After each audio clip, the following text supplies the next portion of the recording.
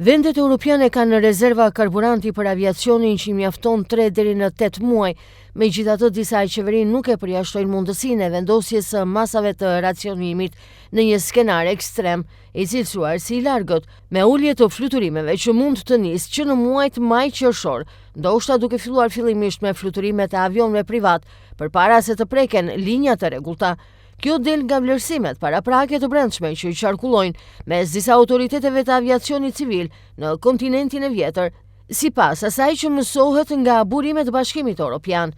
Mbyllja e ngushticës së Hormuzit pas shpërthimit të luftës mes Shteteve të Bashkuara të Amerikës dhe Izraelit nga njëra anë dhe Iranit nga ana tjetër, ka reduktuar pothuajse zero numrin e anijeve cistern që kalojnë në Hormuz nga një mesatare prej 60 në ditë deri në 28 shkurt, në maksimumin një ose 2 më pas, sipas të dhënave të monitorimit të Fondit Monetar Ndërkombëtar. Mes këtyre ka edhe 10 anije që përveç naftës bruto transportojnë pashtu edhe mira fuqi karburanti aviacioni drejt Europës. Aviacioni britanik, ai me numrin më të madh të pasagjerëve në lëvizje në kontinent, aktualisht është më i ekspozuar ndaj krizës energjetike.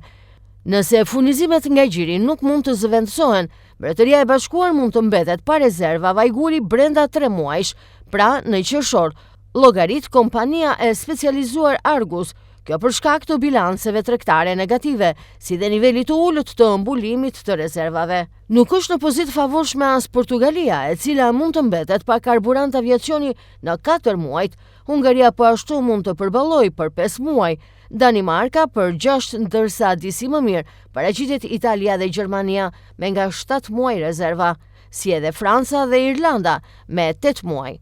Mbylljet e rafinerive kanë dobësuar ekuilibrin e tregut të karburantit për avionët në të gjithë Europën perëndimore, ndërkohë që kërkesa është rritur. Por cili është skenari?